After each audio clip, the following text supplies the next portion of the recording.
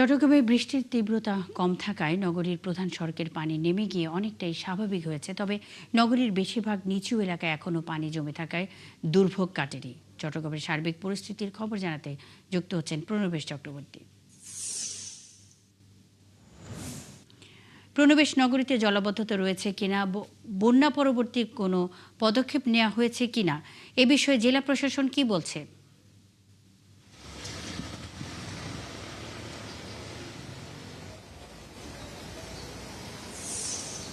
মুন্নি, চট্টগ্রামে নগরীতে যে জলাবদ্ধতা ছিল সেটি আজকে নেই। কারণ হচ্ছে চট্টগ্রাম নগরীতে বৃষ্টিপাত থামলে বা গুড়ি গুড়ি বৃষ্টি হলে ঘণ্টাখানেকের মধ্যেই বা ঘন্টা 2 ঘন্টার মধ্যেই পানিটি নেমে যায়। আর যেহেতু গতকাল বৃষ্টি হয়নি তাই নিচু এলাকা থেকে পানি নেমে গেছে। তবে চট্টগ্রামের আশপাশে যে উপজেলাগুলো রয়েছে, বিশেষ করে সাতকানিয়া, লোহাগাড়া এবং বাঁশখালী, এর বাইরে চন্দনাইশ, এই উপজেলাগুলো বেশ প্লাবিত হয়েছে। আর চট্টগ্রামে আজকে সকাল থেকে গুড়ি গুড়ি বৃষ্টি হচ্ছে। গত 4 দিনের টানা বৃষ্টি এবং পাহাড়ি ঢলে বিশেষ করে সাতকানিয়া, লোহাগাড়া, চন্দনাইশ, সেখানে প্রচুর ঘরবাড়ি ডুবে গেছে। প্রায় 15টি ইউনিয়ন, বাঁশখালীর 15টি ইউনিয়নের মধ্যে 212টি গ্রাম প্লাবিত হয়েছে। প্রায় 2 লক্ষ মানুষ সেখানে বন্যায় বন্দী আছে বলে আমরা জানতে পেরেছি। সেখানে পর্যাপ্ত পানি, খাবার, শুকনো খাবার সেগুলোর অভাব রয়েছে।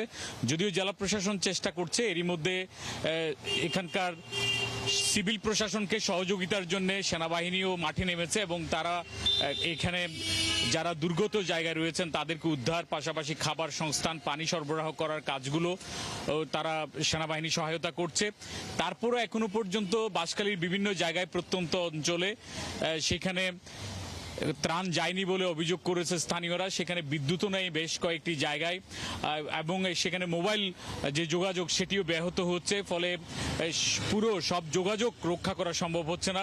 যেগুলো মাটির ঘর, সেই মাটির ঘরগুলো ভেঙে গেছে। এর বাইরেও মানুষের ফসলি জমি প্রচুর ক্ষতি হয়েছে। মাছের ঘের, সেখানে প্রচুর মাছের ঘের রয়েছে, সেই ঘেরগুলো ভেসে গেছে। তো সব মিলিয়ে আসলে সাতকানিয়া এবং বাঁশখালী, এই দুটি উপজেলায় মানুষ খুবই এখন চরম ভোগান্তির মধ্যে আছে এবং সেখানে জরুরি ভিত্তিতে প্রশাসনের পক্ষ থেকে ত্রাণ সহায়তা চেয়েছেন সাধারণ মানুষ। তবে চট্টগ্রাম নগরী এবং আশপাশের এলাকার অবস্থা অনেক উন্নতি হয়েছে।